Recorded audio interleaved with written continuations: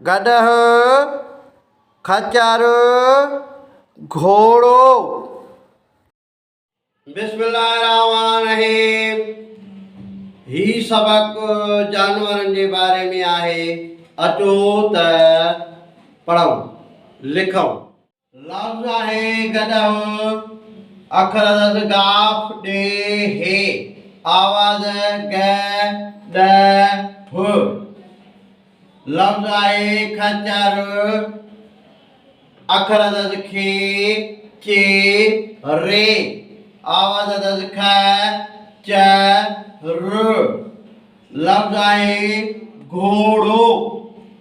अखर घे वाव रे वाव। आवाज़ घोड़ो।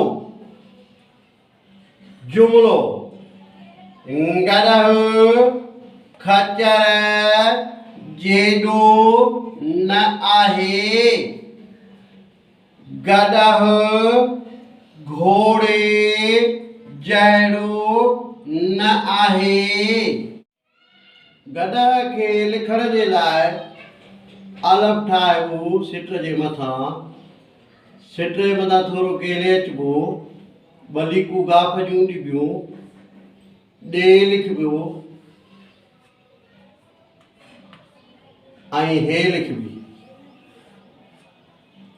आवाज़नि में मटाइबो ग ॾ ह। खच्चर खच्चर खे लिखण जे लाइ खे सिट जे मथां लिखिबो। चे खे सिट जे मथां लिखिबो ऐं टियों आवाज़ रे।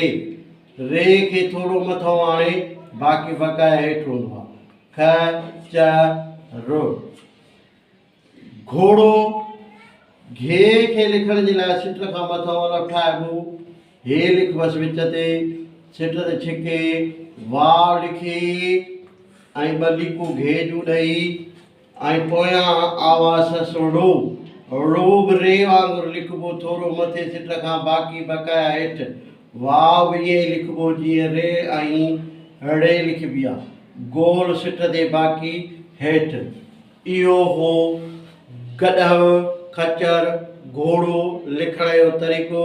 हिन वीडियो खे लाइक कंदा, शेयर कंदा, फॉलो कंदा। यूट्यूब ते सिंधी एजुकेशन 92 खे फॉलो कंदा। गदह खच्चर घोड़ो।